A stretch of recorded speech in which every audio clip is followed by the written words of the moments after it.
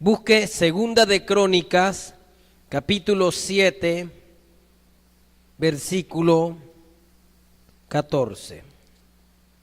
Para entender mejor el texto, yo quiero invitarles a leer desde el versículo 11.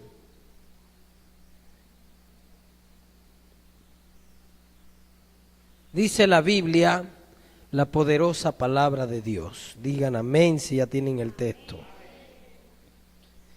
Terminó pues Salomón la casa de Jehová y la casa del rey, y todo lo que Salomón se propuso hacer en la casa de Jehová. Y en su propia casa fue prosperado. ¿Cuántos dicen amén? Y apareció Jehová a Salomón de noche y le dijo: yo he oído tu oración y he elegido para mí este lugar por casa de sacrificio.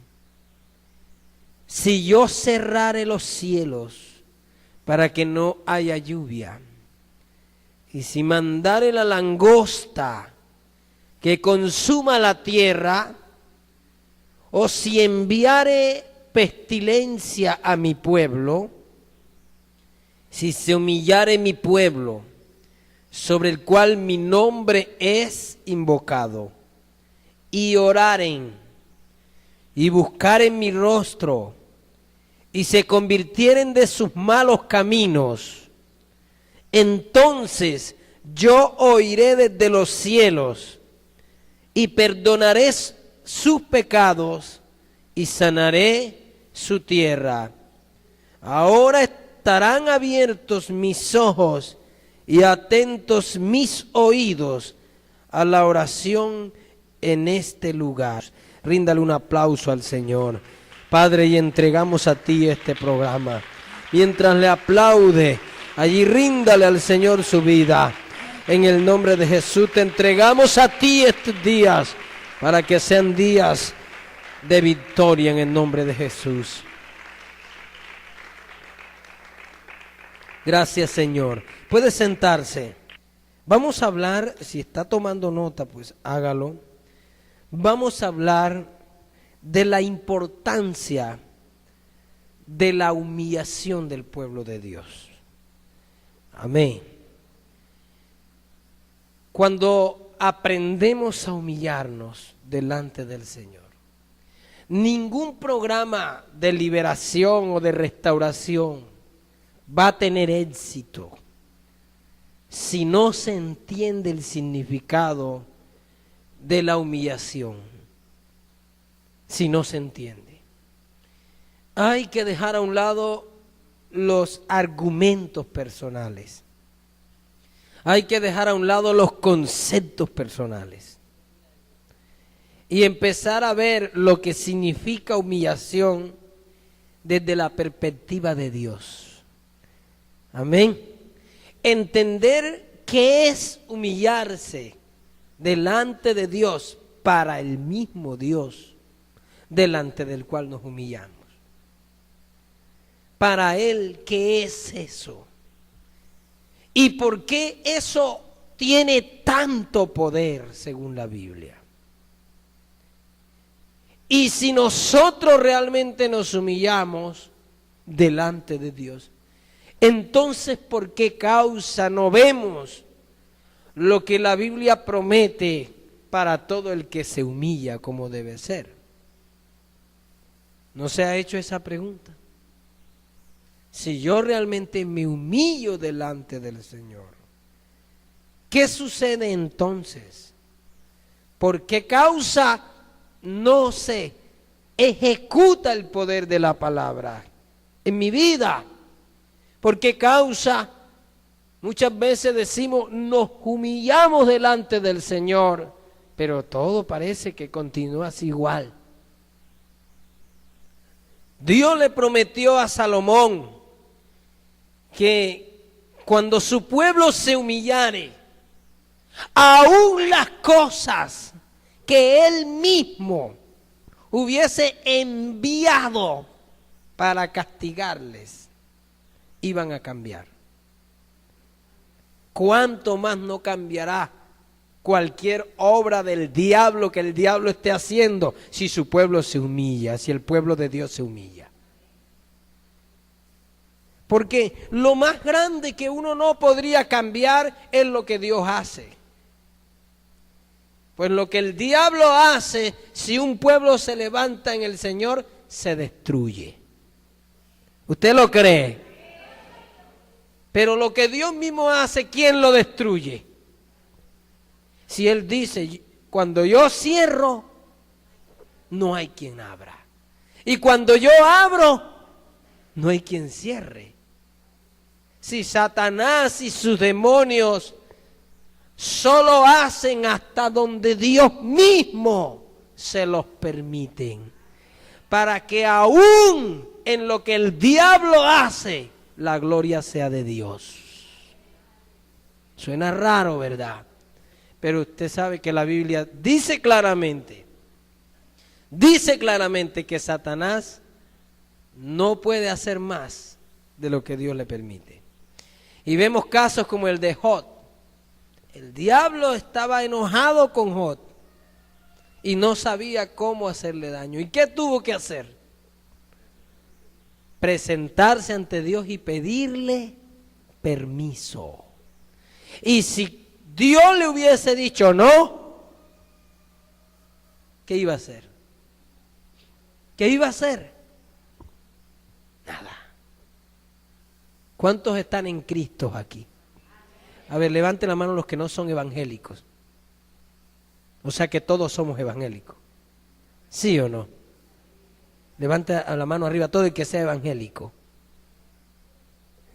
O sea, somos evangélicos. Y si somos seguidores de Cristo, estamos escondidos en Cristo. ¿Usted lo cree? Esto cambia toda nuestra vida, todo lo que somos, todo. Y nace una pregunta: ¿puede un evangélico necesitar liberación?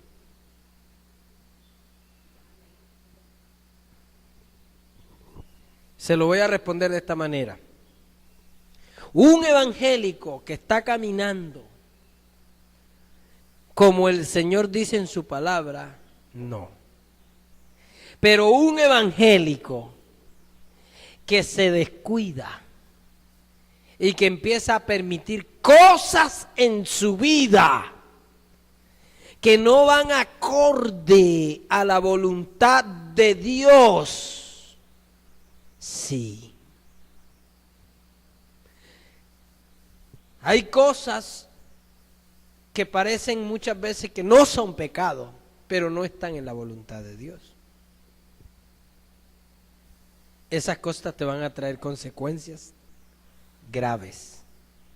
Por ejemplo, usted quiere colocar un negocio. ¿Qué pecado puede ser colocar un negocio?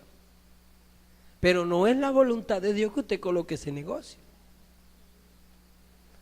Y tú te metiste por ahí porque quieres ese negocio. No es directamente un pecado, pero más adelante, por no buscar y ajustarse a la voluntad de Dios, te van a venir unas consecuencias. Pues no vivir enmarcado en la voluntad de Dios es pecado. Amén. ¿Cuánto más un pecado directamente? Porque muchas veces nosotros los creyentes luchamos con un pecado que no queremos dejar. Y estamos en esa batalla. Ese pecado te puede producir necesidad de liberación. Amén. Sí vio dos formas en las que un evangélico puede caer en este problema. Así que en todo lo que hacemos, decimos, pensamos, vivimos, tenemos que descubrir si estamos enmarcados en la voluntad de ¿quién? De Dios. ¿Por qué Job vio la gloria de Dios en medio de este ataque? Porque Job estaba enmarcado dentro de la voluntad de ¿quién? Si Job hubiese estado fuera de la voluntad de Dios, Job no hubiese visto lo que vio, no hubiese visto a Dios restaurándole. Amén. No hubiese visto a Dios. Así que muy seriamente tenemos que revisarnos. Veamos un poco acerca del texto que leímos. Ubícate una vez más en el texto que leímos. Desde el 11, dice que terminó Salomón la casa de Jehová y terminó la casa del rey y terminó su propia casa. Amén. Terminó 3 cosas. La casa del rey, porque sabemos que él no iba a ser el rey toda la vida. Y venían otros reyes. La casa de Jehová, que eso es de Dios. Amén. El templo. ¿Y su propia qué? ¿Y su propia qué? Y vaya teniendo en claro que hay 3 cosas importantes allí por las que un hijo de Dios tiene que trabajar en la vida. Tiene que trabajar por la casa de Dios. Tiene que trabajar por la casa del rey. Y tiene que trabajar por su propia. No nos vamos a meter allí ahora a estudiar eso, solo vamos a pasar de largo en ese punto. Amén. Pero un creyente que crece bien, tiene claro la importancia de cada una de estas 3 cosas. Y Salomón se propuso hacer la casa de Jehová y hacer su propia casa. Y terminó también la casa del rey. Y dice que fue prosperado, amén. ¿Fue qué? Prosperado en esto. Porque cuando nos enfocamos bien en el propósito de Dios, hay prosperidad. Hay prosperidad. Hay abundancia. Y esto habla de libertad. ¿Estamos de acuerdo? Cuidado, nos vamos a desenfocar descuidando una de estas 3 cosas. Subrayelas allí y téngalas en cuenta en su vida. Tu propia casa, la casa del rey, la casa de Dios. Subrayalas. El versículo 12 dice: y apareció Jehová a Salomón de noche y le dijo: yo he oído tu oración y he elegido para mí este lugar por casa de sacrificio. Ahora escuche lo que Dios le está diciendo a Salomón de noche. Dios le está diciendo a Salomón: si yo cerrare los cielos, Dios mismo, si yo cerrare los cielos para que no haya lluvia, si mandare a la langosta que consuma la tierra, y si enviare pestilencia a mi pueblo. Estamos hablando de restauración y liberación para el pueblo de Dios. Es muy diferente de hablar de liberación y restauración para gente que no conoce a Dios. ¿Estamos de acuerdo en eso? Y dice aquí, mi pueblo. Y nos mencionan en el versículo 13 3 maneras que usa Dios de castigar a su pueblo, para disciplinarlo, para formarnos. Son 3 maneras duras que Dios usa para castigar a su pueblo. La primera, subrayala: si yo cerrare los cielos para que no haya lluvia. Si yo cerrare los cielos. Esta frase representa mucho. Recuerde que la Biblia habla de cielos abiertos, representando la constante generosidad, la constante misericordia, la constante provisión de Dios a su pueblo. El constante respaldo. No es solamente dádivas materiales, no, va más allá. Por eso en Malaquías que es un libro que habla de maldición. Uno de los temas principales de Malaquías es la maldición. Y si usted lee el libro de Malaquías va a encontrar que la frase maldición está más de 3 veces, creo. Inclusive la última palabra que uno encuentra en Malaquías es maldición. En la última palabra del capítulo. Maldición. Y dice, cuando habla de los diezmos, yo sé que si lo hacemos, Él abrirá las ¿qué? Las ventanas de los cielos. Porque esa frase de los cielos va en contra de la maldición. ¿Sí me hago entender? Diga conmigo, cielos abiertos significa ir en contra de toda maldición. ¿Ir en contra de qué? Lo que significa que cuando sobre tu vida o sobre tu casa hay cielos abiertos, Dios está contigo para destruir todo lo que quiera maldecir tu vida y tu casa. Ruina, miseria, lo que sea. Y hay un respaldo de Dios. Pero Dios dice, si yo cerrare los cielos, porque Él los puede cerrar.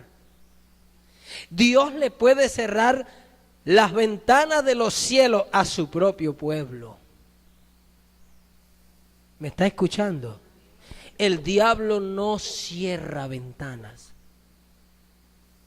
El diablo no tiene poder de cerrar los cielos.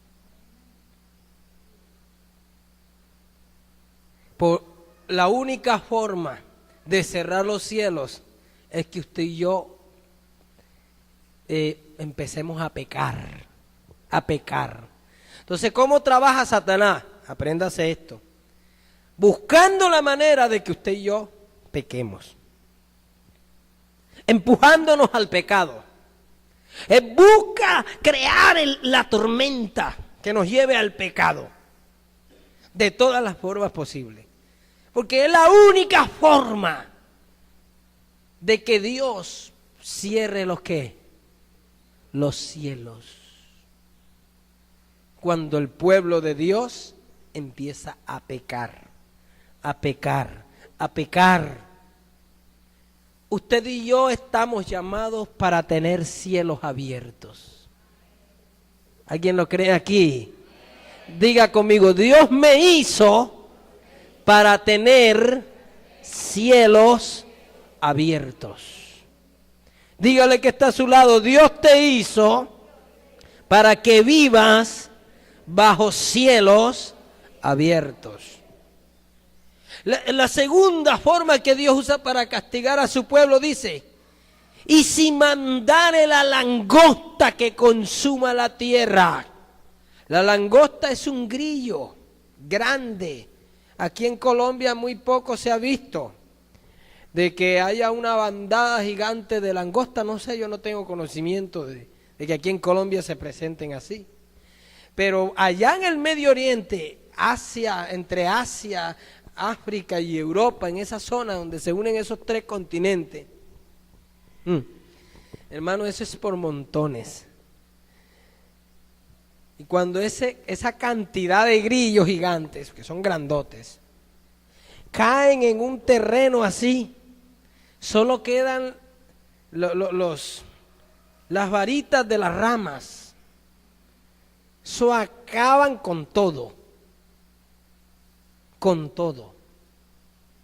Es una plaga mortal. Y en un momento, porque son miles,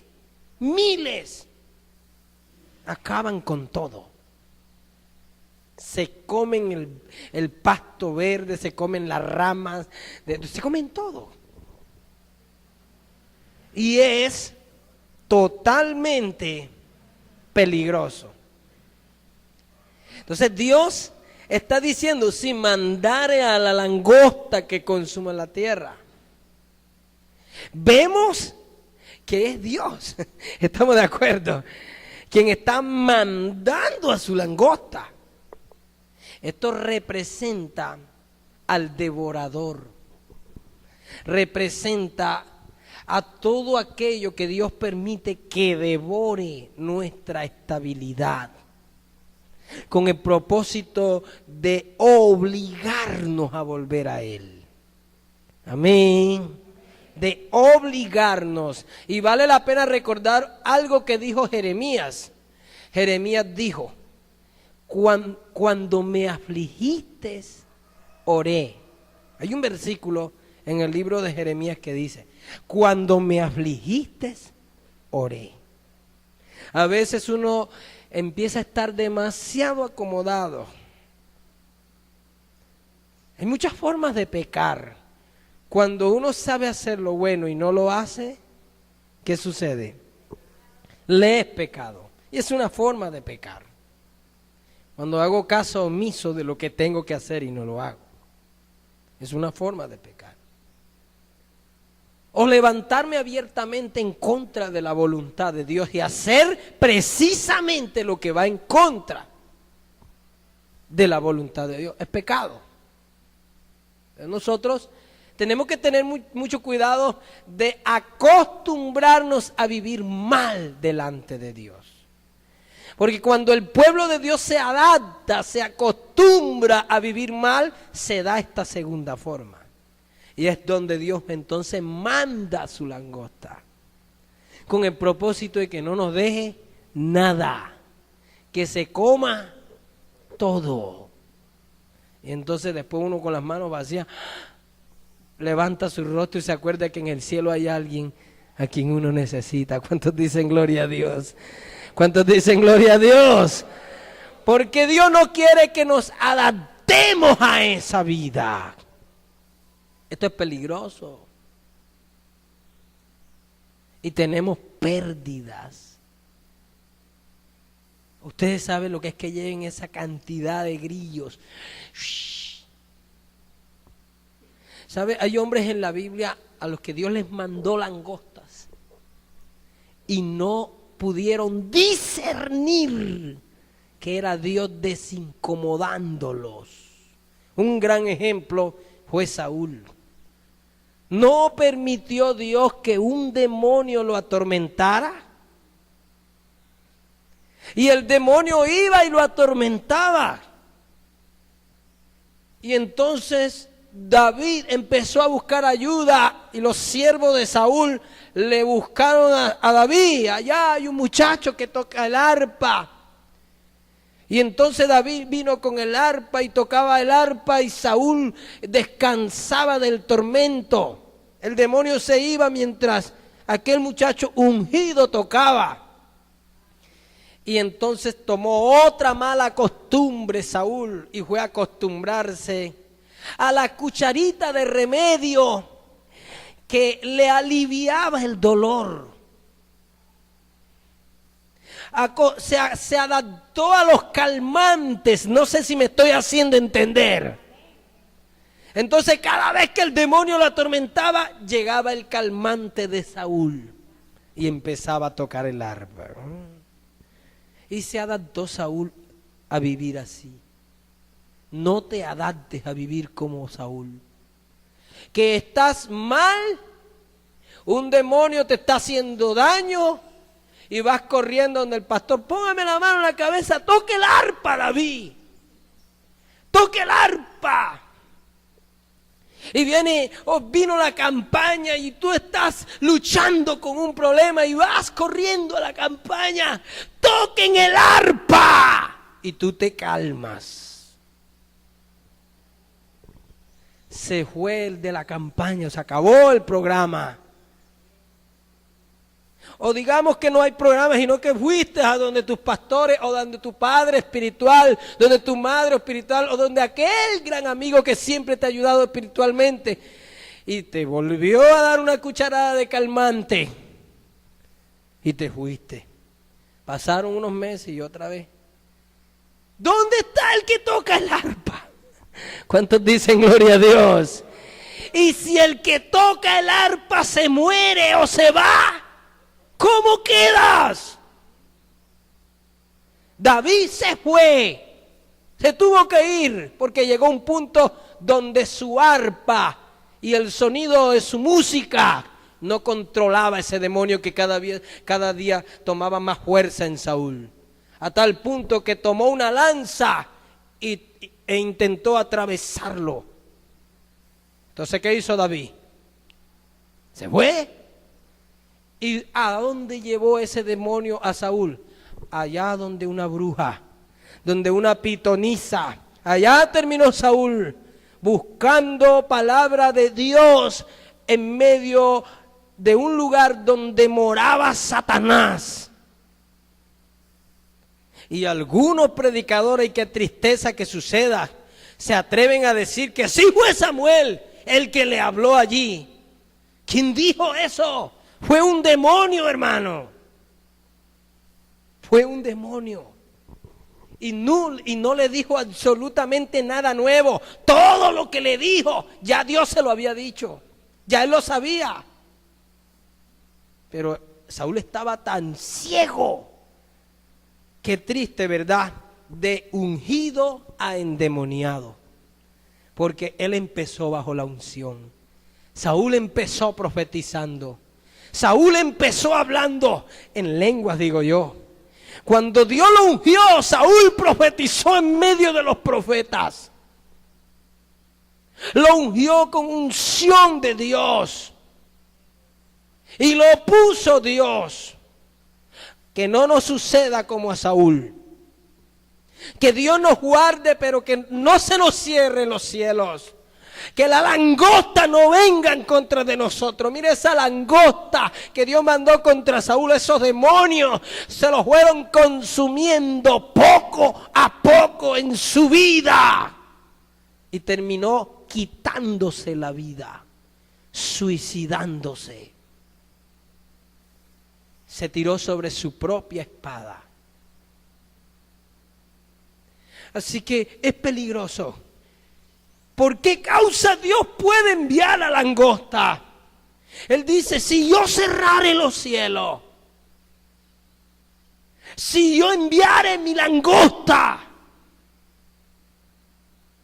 Dios mismo en contra de nosotros. Mira, la tercera forma de cómo Dios castiga a su pueblo. ¿Cómo nos castiga si nos portamos mal? Subraya la última parte del versículo 13. O si enviare pestilencia a mi pueblo. ¿Qué es pestilencia? Toda clase de enfermedad. Toda clase de enfermedad. ¿Estamos aquí? Toda clase de muerte espiritual. Porque no se puede interpretar solo desde el punto de vista físico. Hay gente que nunca levantan su cabeza espiritualmente hablando. Y se ponen como el tomate remaduro que ya se daña en la caja de tomate.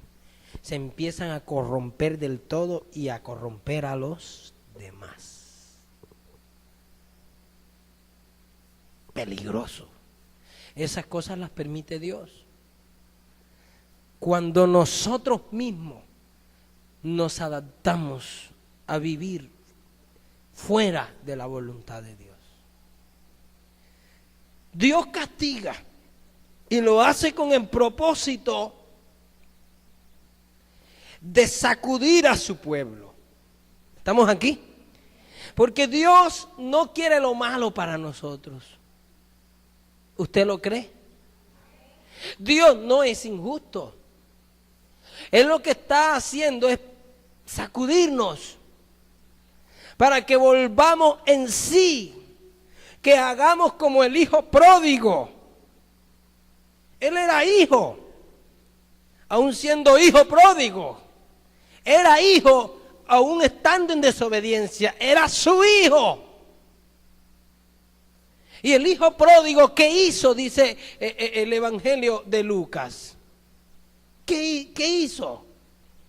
Él le pidió toda su herencia a su padre y se fue a malgastarla. Cuando se le acabó todo ese dinero, porque las cosas se acaban, pero Dios no se acaba. ¿Cuántos creen que Dios no se acaba? La ropa se acaba, el dinero se acaba, los amigos se acaban. Pastor, ¿cómo así? Sí, se acaban. Al menos se mueren, si son muy fieles. Lo mínimo que puede pasar es que se mueran. ¿Estamos de acuerdo? Diga conmigo, los amigos se acaban, el dinero se acaba, la salud se acaba, la familia también se acaba. Por mucho que sea nuestra familia, nos vamos envejeciendo y se va acabando. Todo se acaba en esta vida. El único que no se acaba, ¿quién es? Dios. ¿Ustedes lo creen? ¿Ustedes lo creen? Al hijo pródigo se le acabó todo lo que lo hacía sentir seguro de la vida. Todo se le acabó. Y ya cuando estaba solo, entonces volvió en sí. Y hay muchos de nosotros que Dios tiene que dejarnos así. Nos cierra los cielos, nos cierra todo. Bueno, pues vete. Vete. Y ya es cuando ya uno llega al punto, ya que ya no puede más, entonces uno vuelve en sí, como dice el Evangelio, donde menciona al hijo pródigo.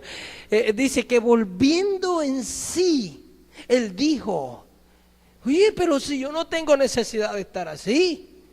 En la casa de mi padre sobra todo. Y aún a los siervos de mi padre les va mejor que a mí. Viven mejor que yo. Yo volveré a la casa de mi padre. Y muchas veces nosotros, para ver restauración y liberación, tenemos que volver en sí y entender que como vamos quizás no es. Y volver a nuestro Padre. Volver a nuestro Padre. Retomar una relación nueva con Dios e iniciar de cero otra vez. Quizás te lleve la sorpresa de que Dios te está esperando, como estaba esperando al hijo pródigo. Que dice la Biblia que cuando lo vio venir, no esperó que llegara. Salió corriendo a recibirlo con los brazos abiertos. Amén. Y quizás el diablo te está diciendo lo contrario, porque tú cometiste un pecado, porque estás en una crisis, porque no oras, porque estás haciendo algo que a Dios no le agrada. Tú quizás estás así y el diablo te dice, ¿ya para qué? Ya no tiene sentido. ¿Ya para qué? Ya no vale la pena. ¿Ya para qué? Eres un don nadie, un fracasado. No, ¿para qué? ¿Ya para qué? El diablo es experto en acercársele a la mente, al oído, al Hijo de Dios cuando cae, cuando peca, cuando se equivoca, cuando los cielos se le cierran, cuando todo está mal. Ella es experto en acercarse y decirle, ¿ya para qué? ¿Ya para qué? Pero Dios te está esperando. ¿Quieres darte cuenta que las cosas no son como el diablo dice? Levántate. Estamos aquí. Levántate, levántate, levántate. Levántate y ve hasta donde está tu padre. ¿Y qué hizo el padre con el hijo pródigo? Lo recibió con los brazos abiertos. Eso significa restauración de una relación. Lo recibió con los brazos abiertos. Le dio un vestido nuevo. Eso significa identidad. Significa que Dios restaura en el hijo pródigo su linaje. Amén. ¿A dónde pertenece? Salvación. ¿Cuántos son del Señor aquí? Le dio un anillo. Representa, escúcheme bien, un compromiso restaurado.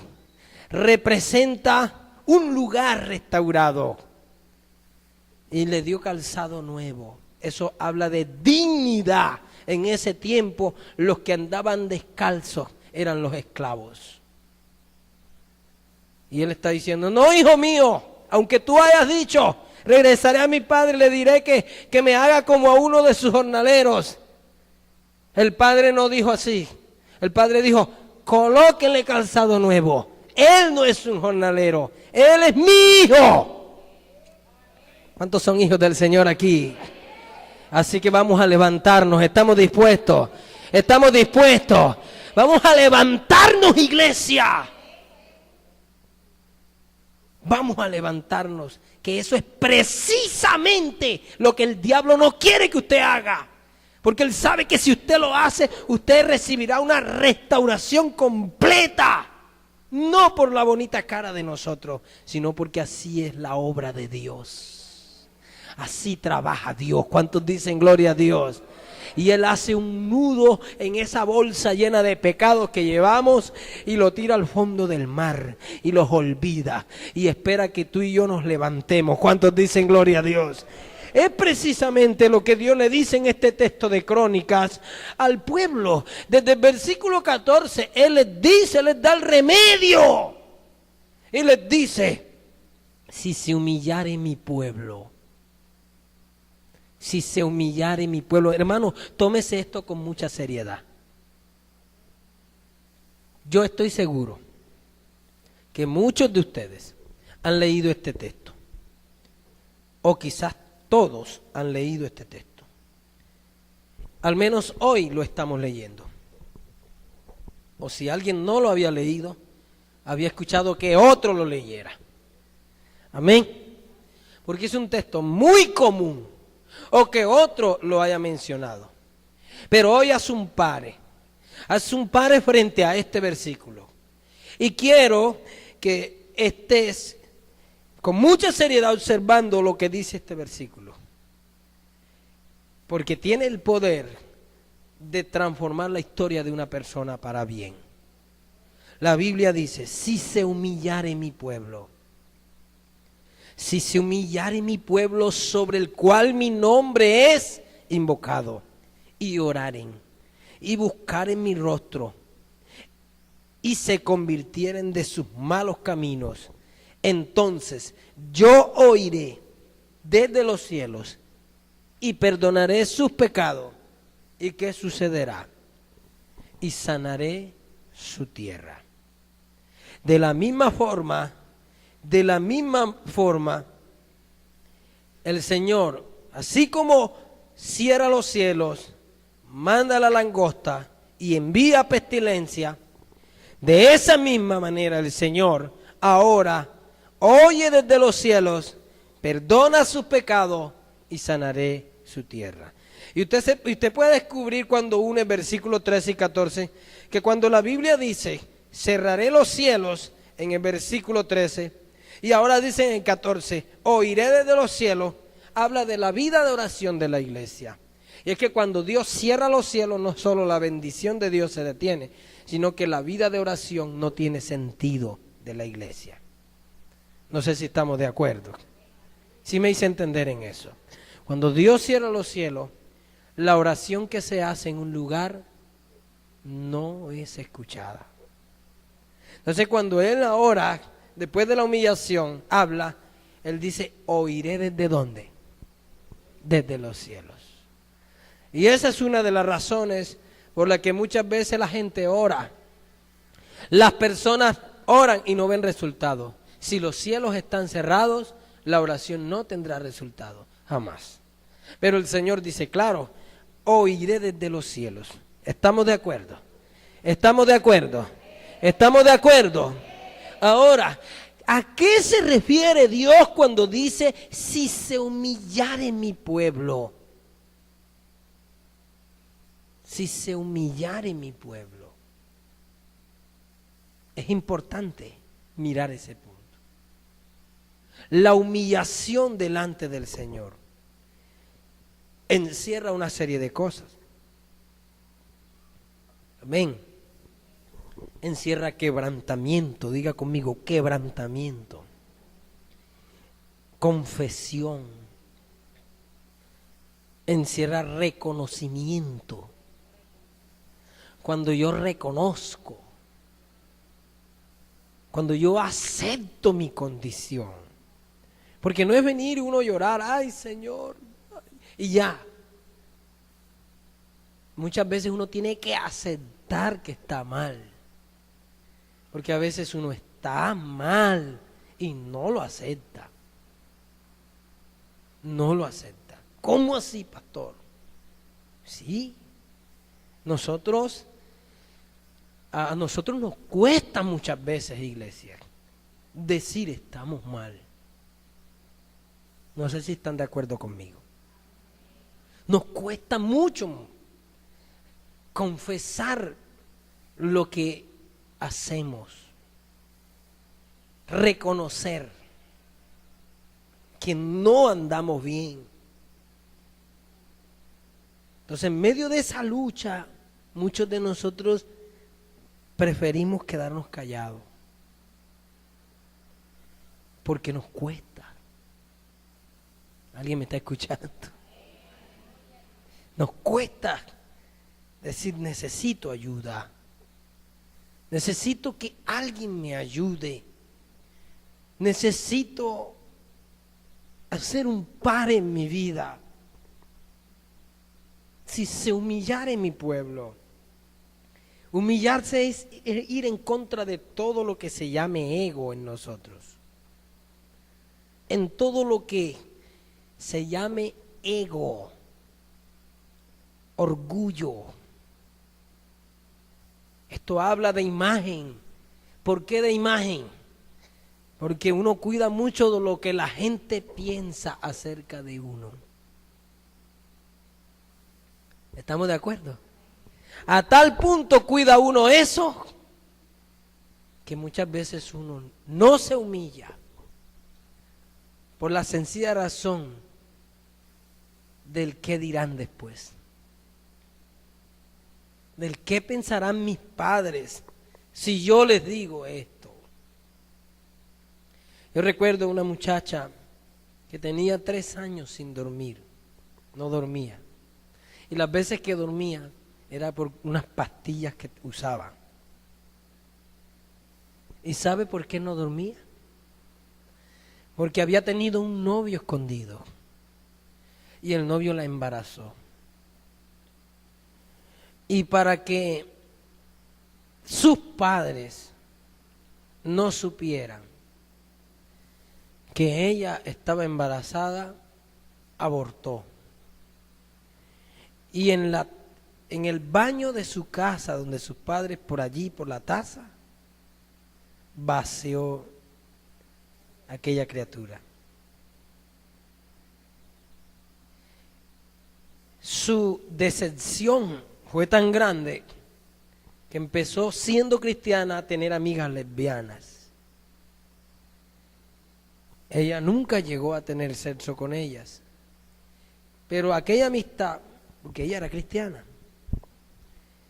a ella le regalaban ropa a esas muchachas lesbianas, interiores, pijamas. Cuando ellos llegaron a la iglesia, ellos estuvieron un tiempo en la iglesia. Los padres hablaron conmigo y dijeron: pastor, ayúdenme, ayúdennos, porque nuestra hija no duerme casi. Y para ella poder dormir, ella tiene que usar estas pastillas. Y ya estamos cansados no solo de comprarlas, sino de tener que ver que ella es esclavo de eso. Y entonces decidí hacer 3 días de ayuno con ella solamente en la iglesia. Y empezamos. Y los primeros 2 días yo sentía a Dios lejos, lejos. Como si hubiese algo que no dejara que el Señor obrara en la muchacha. Ella quería salir de su crisis sin que sus padres supieran lo que había acontecido. Y es muy complicado. Hay cosas que no debe de saberla todo el mundo. Por lo general casi todas las cosas pero sí hay personas que deben de saberlas. Las personas que han sido defraudadas o afectadas. No sé si me hago entender. Y en este caso, los defraudados, ¿quiénes eran? Los padres. Y el tercer día Dios hizo algo. Y ella no pudo seguir con aquello. Y todo explotó.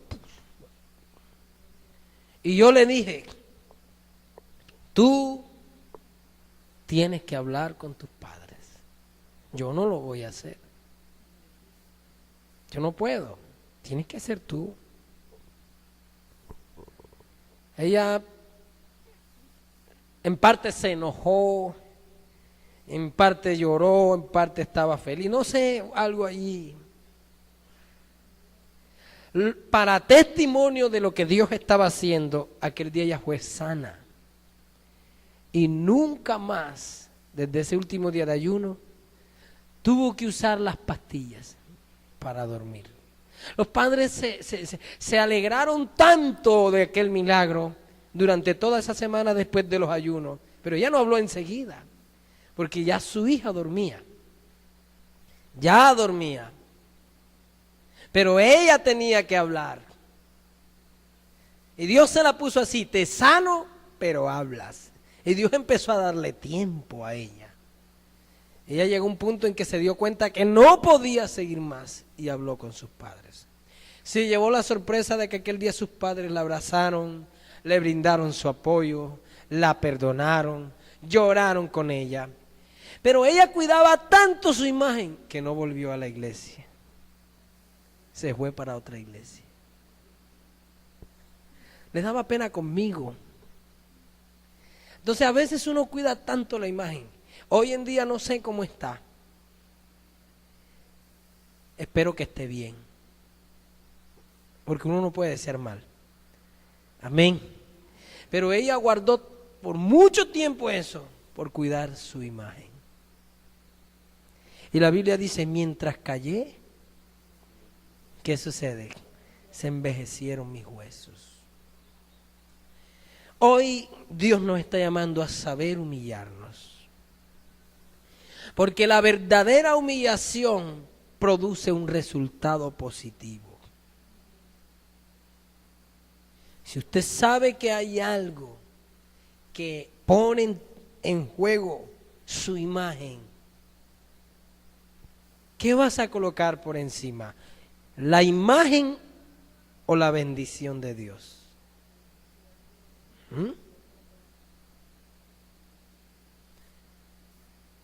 Dios nos va a confrontar con cosas que no nos dejan dormir por años, con cosas que no nos dejan orar con paz por años, con cosas que no nos dejan tener paz por años, por meses, y que hemos cargado con ellas. Cuando el pueblo de Dios se humilla, una de las cosas que sucede es que la persona suelta aquello, amén, y se derrama delante de Dios en primer lugar.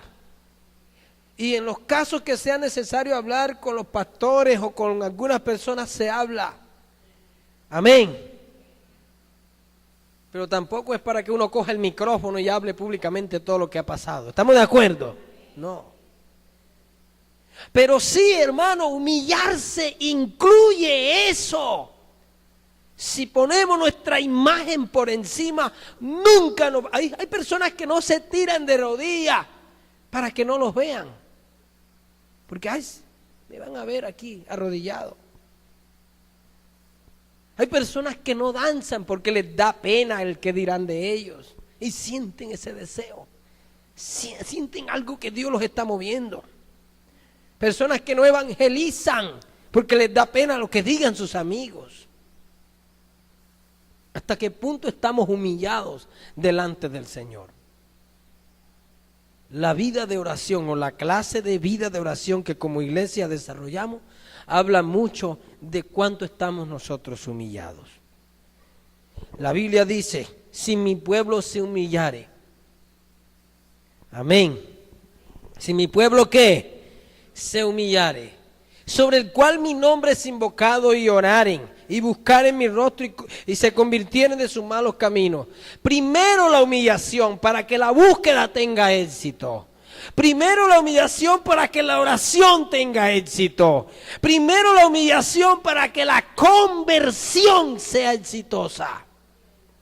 Si no hay una verdadera humillación, ni la oración, ni la búsqueda, ni la conversión será exitosa.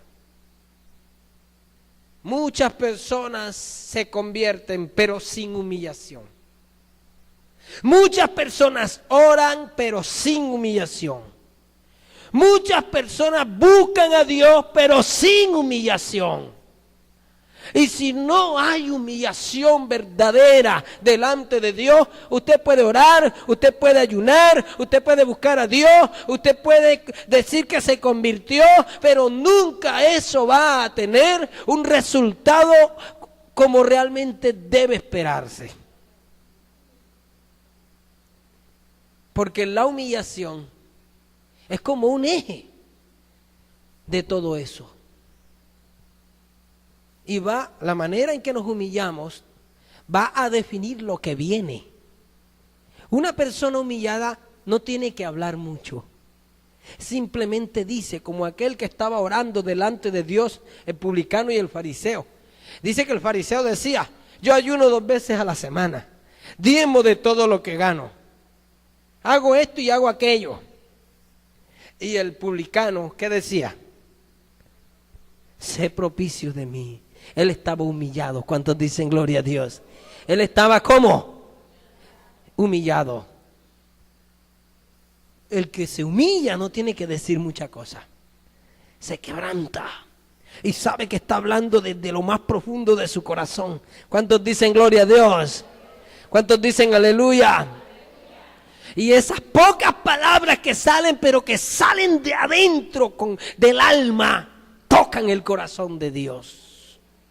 Y se desata la bendición. ¿Y cuál es la bendición? La Biblia dice que la primera bendición, y tengan claro que estamos hablando de un tema para el pueblo de Dios, porque allí lo dice, mi pueblo. Y dice, perdonaré sus pecados. La segunda es, sanaré su tierra. Después de oír, viene un perdón. Y es como un doble perdón, porque ya hemos sido perdonados en Cristo. ¿Cuántos lo creen? Y su sangre borró nuestros pecados. Pero mientras estemos en esta tierra, ¿cómo evitamos muchas veces no cometer errores? Esos errores Dios está dispuesto a perdonarlos cuando hay humillación. Cuando hay humillación. Hay mucha gente que tiene que humillarse delante de alguien. Sí, porque tomaron a alguien y abusaron de esa persona, haciendo malos comentarios, haciendo cosas. Si usted sabe que alguna vez usted se comportó mal con alguien, usted tiene que, de la misma manera que lo hizo, tiene que ser capaz de ir allá y decir, hombre, hermano Juan, un ejemplo, hermano Juan, perdóneme. Pastor, el año pasado yo lo trapié, lo exprimí. Amén. Perdóneme, pastor. Yo hablé mal de usted. Eso es humillarse. ¿Sí o no? Y es duro.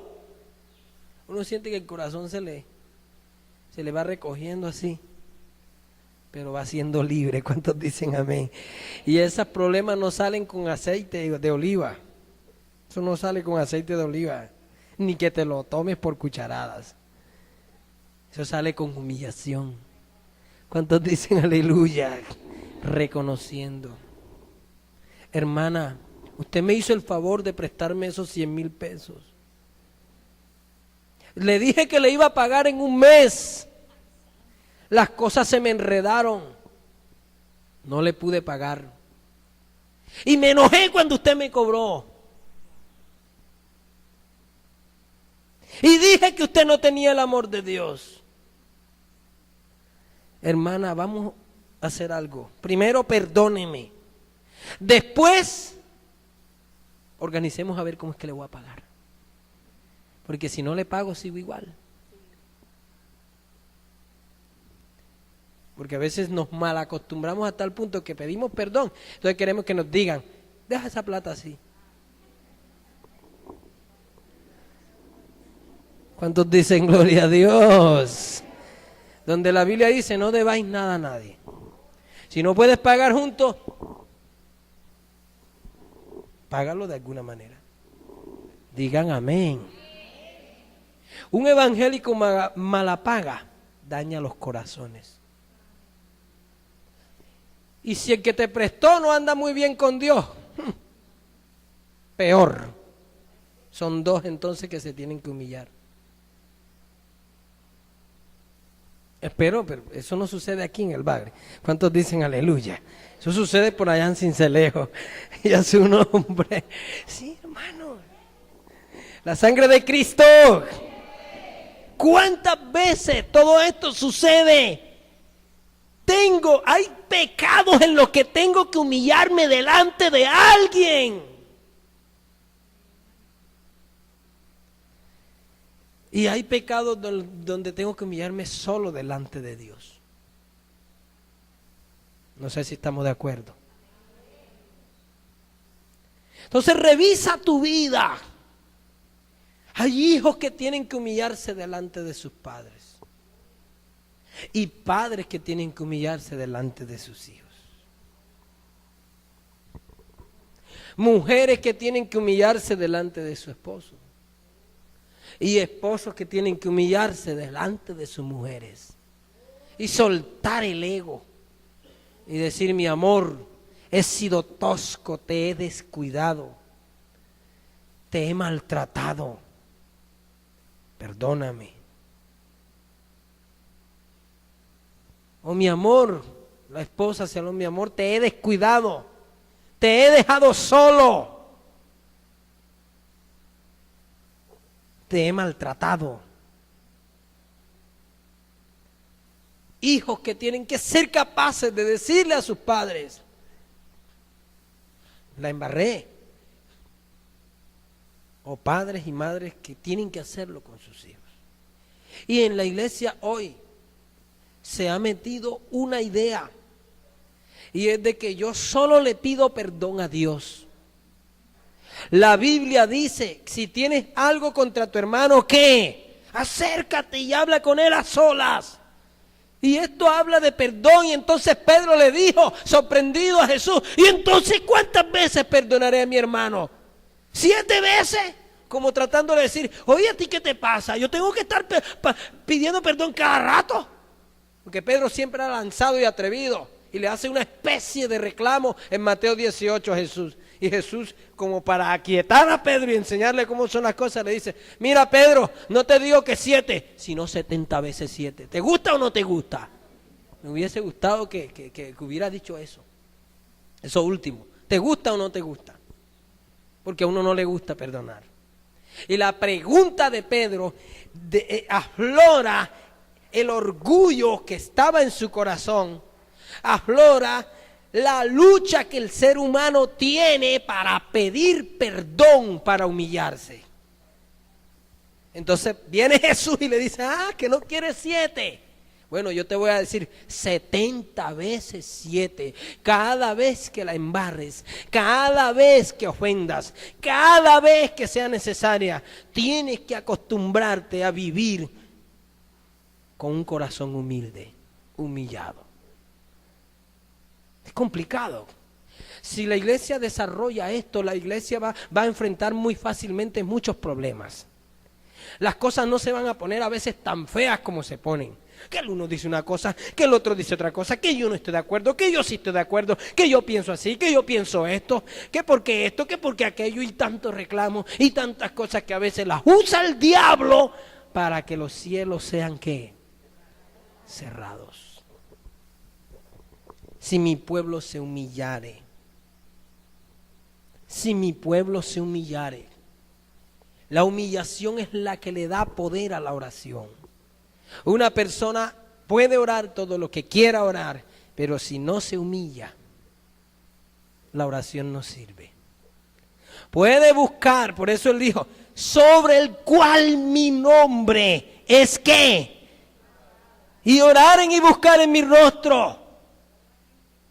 Tiene que haber humillación verdadera.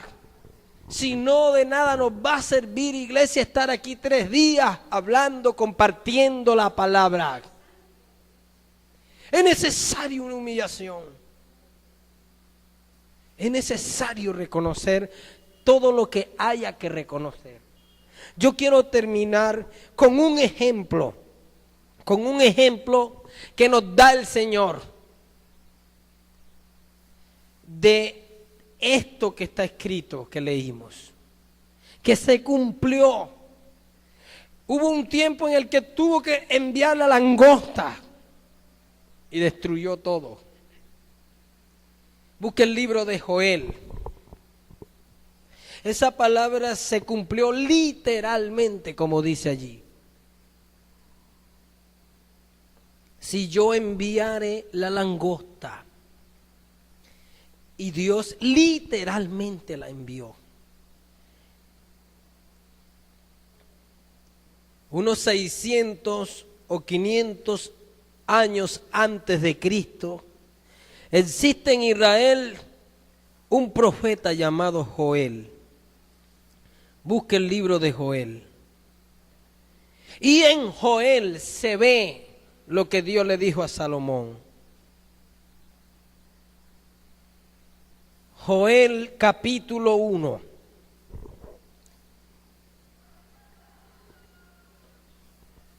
Cuando lo tengas me dices amén. Dice la poderosa palabra del Señor. Joel capítulo 1. El título del primer capítulo dice: devastación de la tierra por la langosta. ¿Cuántos tienen ese título en el libro de Joel? Si usted no ha encontrado el libro de Joel, puede irse al índice al inicio de la Biblia. Allí encuentra usted el libro y la página exacta donde se encuentra el libro. Si aún sigue sin encontrarlo, eso significa que usted tiene que leer más los profetas menores. ¿Cuántos dicen gloria a Dios? Y si no tiene Biblia, cómprese una Biblia. Estamos allí. Bueno, Joel, alguien que lea en voz alta el título del capítulo 1. ¿Cómo dice? Devastación de la tierra por la langosta. El capítulo 1 de Joel describe un evento que Dios permite que suceda en Israel en los tiempos de Joel. Ellos habían sembrado las tierras, mucha tierra, y andaban mal con el Señor.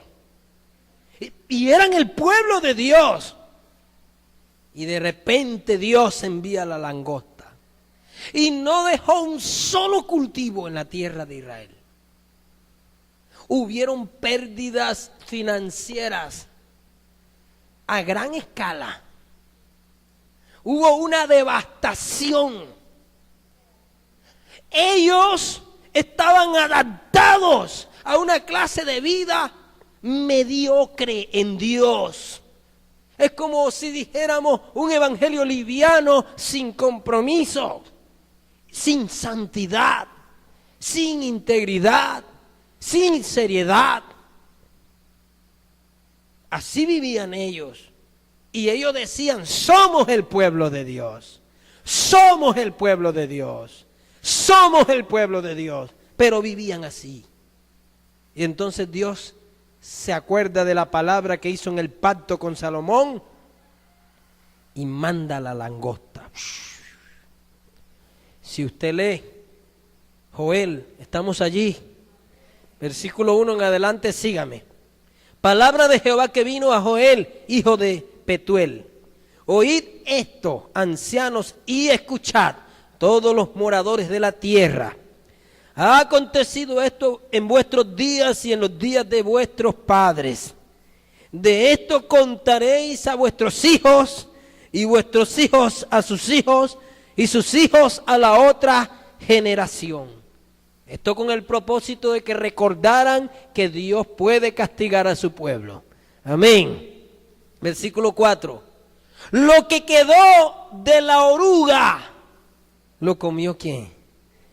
El saltón. Lo que quedó del saltón, lo comió el revoltón. Y la langosta comió lo que el revoltón, o lo que del revoltón había quedado. Nos menciona, si no me equivoco, 4 clases de insectos devastadores. La oruga, el saltón, el revoltón y la langosta, que es la peor.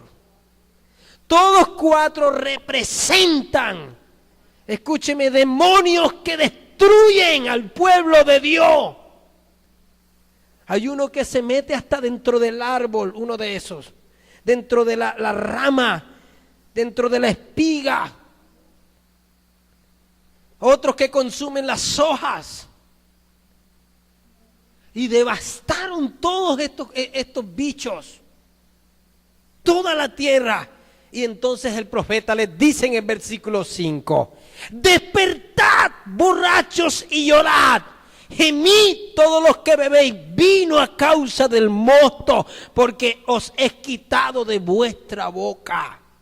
Muchas veces estamos dormidos en lo que está sucediendo.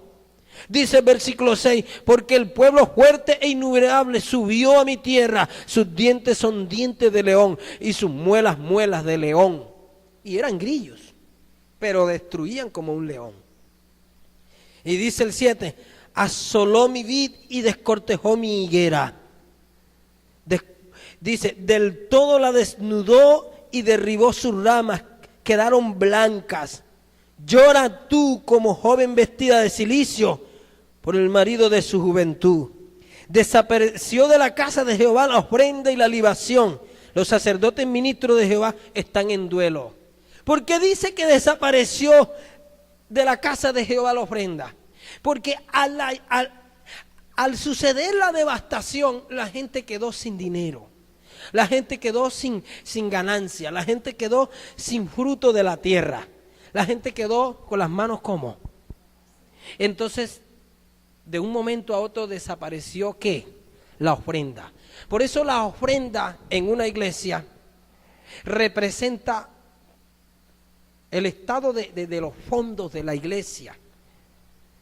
Representa el estado de la iglesia. Si en la iglesia nunca hay, y todo es el fondo de la iglesia, la cosa es como que todo apurado para todo. O es que la iglesia no está obedeciendo a Dios, o es que la iglesia, si no da, está pasando por una crisis. Ahora, ¿por qué esa crisis? Estamos aquí y no sé si me hago entender todo lo que estoy diciendo. ¿Por qué esa crisis? Porque según la palabra en Malaquías dice, y haya alimento ¿dónde? En mi casa. En la casa de Dios tiene que haber en abundancia. ¿Usted sabía eso? Y si no hay en abundancia, es porque algo puede estar sucediendo. Dice el versículo siguiente, el 10: el campo está asolado, se enlutó la tierra, porque el trigo fue destruido, se secó el mosto, se perdió el aceite, los olivares fueron devastados. Confundidos labradores, gemid viñeros por el trigo y la cebada, porque se perdió la mies del campo. La vid está seca y pereció la higuera, el granado también, la palmera y el manzano. Todos los árboles del campo se secaron, por lo que se extinguió el gozo de los hijos de los hombres. Ceñíos y lamentad, sacerdotes, gemid ministros del altar, venid, dormid en silicio, ministros de mi Dios, porque quitada de la casa de vuestro Dios la ofrenda y la libación. Claro, todo el mundo quedó como en la ruina, mejor dicho. No iba a haber ofrenda. ¿Y qué le dice el profeta a los sacerdotes? a los ministros, y hoy Dios está hablándole a todo el que sirve aquí como líder con los pastores. Él está diciendo esta palabra: humíllense, duerman en cilicio. ¿Qué es dormir en cilicio? Ellos tomaban una manta fea, la tiraban al piso, se rapaban la cabeza, no les quedaba un pelo, se echaban ceniza y se tiraban en ese piso así. Una noche, 2 noches, 3 noches. Todavía hay iglesias cristianas que practican eso. ¿Usted sabía eso? Pero yo tuve la oportunidad de estar en República Dominicana y yo encontré iglesias donde hacen eso. Lo único que no hacen es raparse la cabeza y echarse ceniza. Pero cuando ellos sienten que Dios los está castigando o que el enemigo los está atacando, ellos vienen y se van a los montes. En República Dominicana hacen eso, a los montes, y llevan una toallita, no llevan más nada. Limpian el pedacito y ahí se tiran, boca abajo. O si no, lo hacen en sus casas, toda la noche boca abajo, tirado en el piso, llorándole a Dios. Eso le llaman cilicio. Y es lo que el mandato del profeta. Así las iglesias que practican eso lo hacen así hoy. Y inclusive es aceptable en acto de humillación. Amén. Y viene y le dice en el versículo 14: proclamad ayuno, convocad asamblea, congregad a los ancianos, a los moradores de la tierra, de la casa de Jehová vuestro Dios, y clamad a Jehová. Humillación.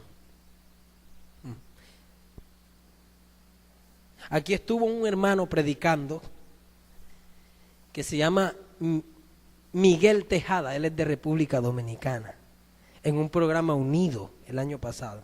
No sé si lo recuerdan, uno moreno así. Él es amigo, somos amigos. Y el pastor Marco lo conoció porque nosotros lo hemos tenido en la iglesia varias veces. Entonces lo invitó acá. Y Miguel Tejada, él me dice: pastor, cuando yo me siento así que las pasiones me están atacando, yo enseguida me bajo de la cama. Él me mostró una mantica que él tiene. Tengo una mantica delgaditica y la tiro al piso. Lo más delgaditica. Y ahí duermo, pastor. Y ahí oro 1 hora y me meto. Y más tiempo y cada rato. Y uno cuando duerme en el piso, me dijo él así, uno casi no duerme. Porque el no estar acomodado, cada rato se despierta. Y ya apenas me despierto, él sigue orando. Hasta que aquello se vence. ¿Cuántos están aquí? Tremendo. Y son cosas que son dignas de admirar. Porque el punto es hasta dónde yo estoy dispuesto a humillarme para que los cielos de Dios estén abiertos a mi favor. ¿Hasta dónde? Yo no le estoy mandando que haga eso. Pero si su fe lo mueve a humillarse de tal manera, Dios sabrá. Amén. ¿Estamos de acuerdo? Pero le voy a decir algo.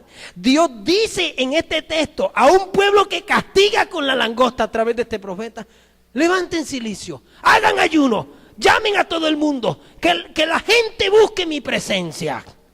Y si usted sigue leyendo más adelante en el libro de Joel, en el capítulo 2, versículo 1, mire cuál fue la solución que Dios le dio en medio de toda esta crisis al pueblo de Israel en ese momento. Dice: tocad trompeta en Sión y dad alarma en mi santo monte. También los moradores de la tierra, porque viene el día de Jehová, porque está cercano. Amén. Y Dios manda a que rieguen la noticia, a que hagan algo con todo el pueblo, pero que no se queden así. En el versículo 12 del capítulo 2, vuelve el Señor y hace el llamado a través del profeta y dice: por eso pues ahora dice Jehová, convertíos a mí con todo vuestro corazón, con ayuno, lloro y lamento. Rasgad vuestro corazón y no vuestro vestido.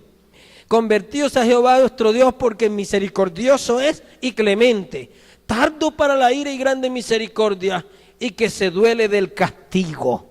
¿Quién sabe si volverá y se arrepentirá y dejará bendición tras él? Esto es ofrenda y libación para Jehová vuestro Dios.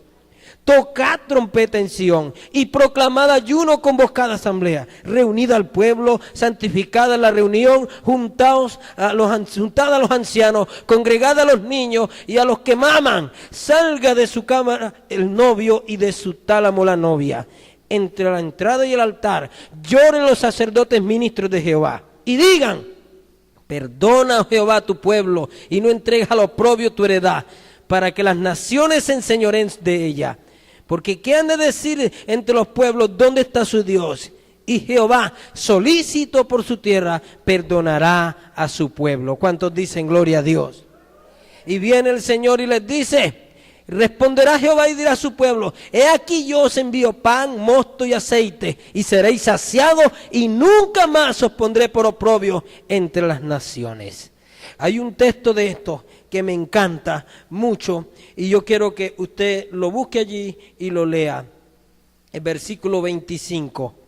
Mire lo que dice: y os restituiré los años que comió la oruga, el saltón, el revoltón y la langosta, mi gran ejército que envié contra vosotros. Y comeréis hasta saciaros, y alabaréis el nombre de Jehová vuestro Dios, el cual hizo maravillas con vosotros, y nunca jamás será mi pueblo avergonzado.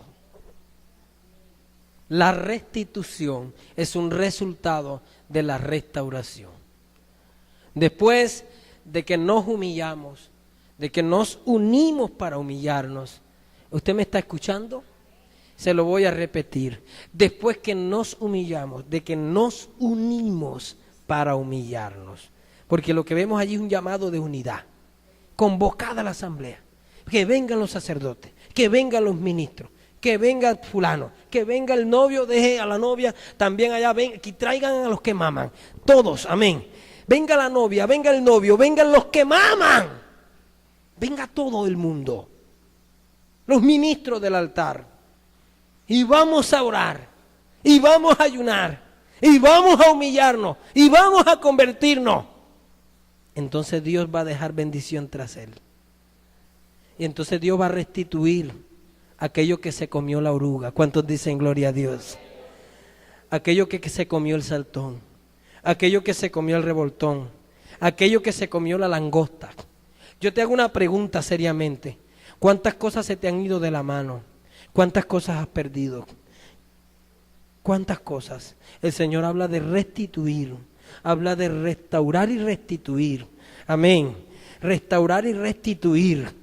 Si tú sigues leyendo ese texto, más adelante, 1 o 2 versículos, dice: después de esto, derramaré de mi espíritu sobre toda carne. ¿Cuántos están aquí? Y sucederá quizás lo que muchos hemos soñado. Un avivamiento viene después de una gran humillación. Un avivamiento es resultado de una gran humillación. Si la iglesia en este lugar se humilla delante del Señor, nada será imposible. Dios restituirá muchas cosas. Y las cosas tomarán otro ritmo. ¿Usted lo cree? ¿Usted lo cree? Pero tiene que haber esa humillación. Y tiene que ser el pueblo que corra. Y se cumplirá esta palabra que es profética. ¿Usted lo cree? ¿Usted lo cree? Dice el versículo 28 y allí terminamos. Y después de esto, derramaré mi espíritu sobre toda carne. Y profetizarán vuestros hijos y vuestras hijas. Y vuestros ancianos soñarán sueños. Y vuestros jóvenes verán visiones. Y también sobre mis siervos y las siervas derramaré mi espíritu en aquellos días. Ponte de pie, por favor.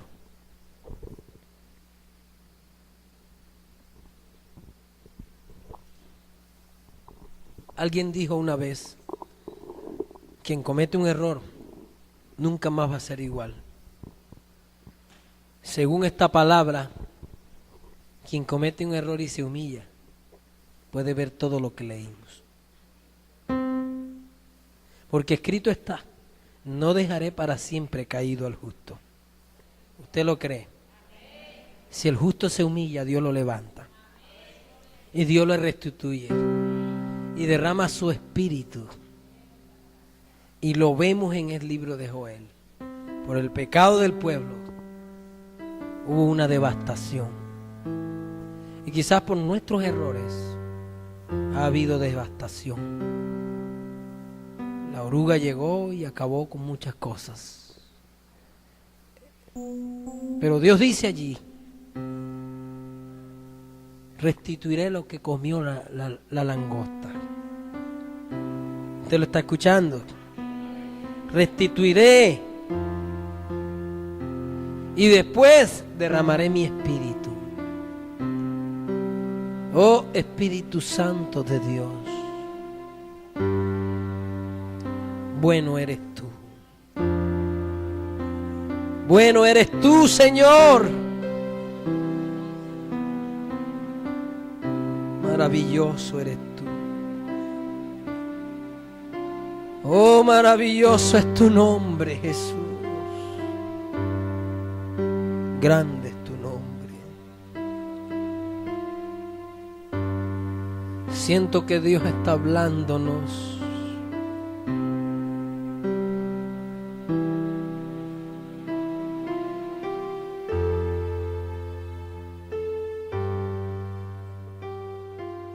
Humíllate delante de Dios.